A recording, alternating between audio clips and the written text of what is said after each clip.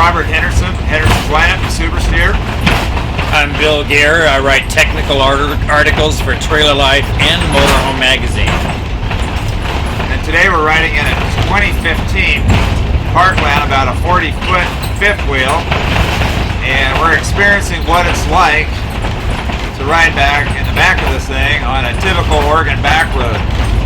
A lot of road noise, a lot of vibration. What do you think about this, Gil? You been back here before? No, I haven't, but when they say it's like a 3.0 earthquake when you're riding in one of these things, I think it's a 4.5.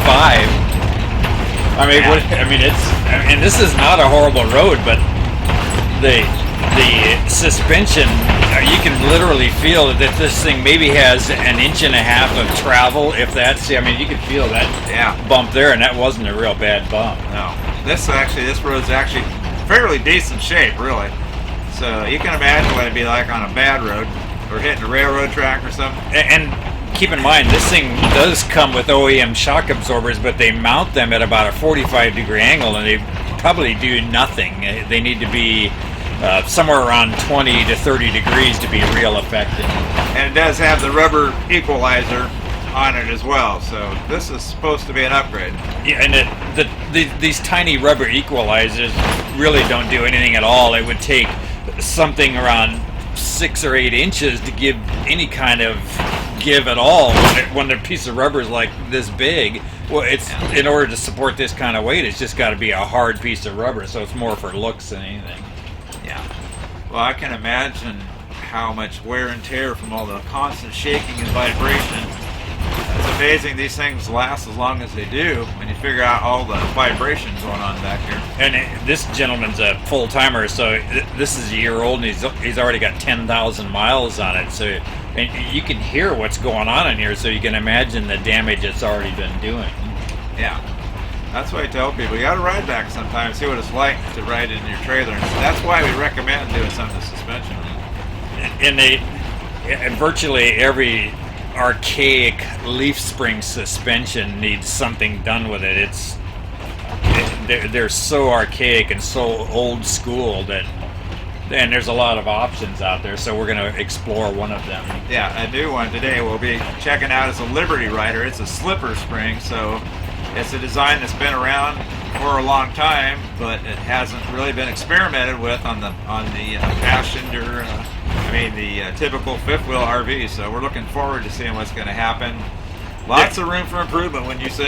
Yeah, and the slipper springs are used heavily on boat trailers and delivery trucks. You'll see them on gravel trucks, etc. If you don't know what a slipper spring is, a typical leaf spring, it's bolted on either end, so there's really not much give to them. But a slipper spring is bolted on one end, the other one literally slides in and out of a device. So whenever you're hitting a bump, it has quite a bit of play. So roughly about 4 inches of travel, which is really good. And then we're going to do the Joyrider shock absorber kit on this roughly at about 30 degrees, so with the heavy duty gas shocks, and that'll really slow down that motion, so it's 60% down and 40% up on this heavy duty gas shock.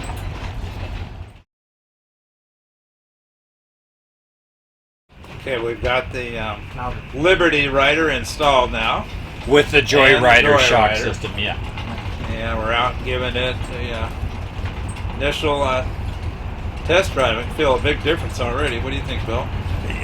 Very big difference. The minute we left the lot on some of the dips, even at slow speed, you could feel the amount of travel that the system had as opposed to a standard leaf spring system.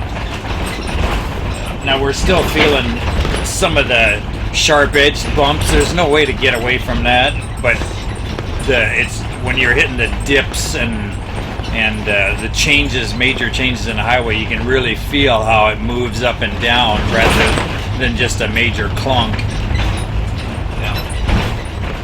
Man, you could feel that one bump we just went over before. It was just a clunk, and you could feel that thing really give. Yeah.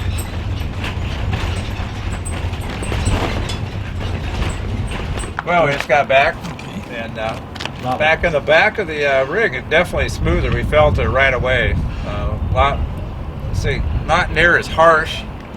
And you can really feel the travel in the back of the rig. This thing actually would move up or down 3 or 4 inches rather than just clunk clunking right across the top. You can hear some of the noise from these heavy duty. These are H-rated tires, so they're really hard on a sharp edge bump. You're just gonna hear it. There's no stopping it. And I was driving the truck, and there was a definite improvement. It took 99% of the chucking is gone, so it was very smooth and very happy. And at one point, the rear of the truck tires went over something deep and hard, and I could hear it in the front. I could hear that a lot of noise when the trailer went over it. We didn't hear anything. So I really think you're going to be happy with it. I think I'm going to be real happy with just the way the truck handles now. Yeah, I think the wife will too. Yes. Good news, huh? Well, thank you very much. Thank you. Appreciate you bringing it over for us. Glad Bill, you worked thanks on for it. coming along. being part of it. Absolutely, I'm glad I Pleasure could working with help. you. Thanks, Bill. And I hope you really enjoy it. I know you will.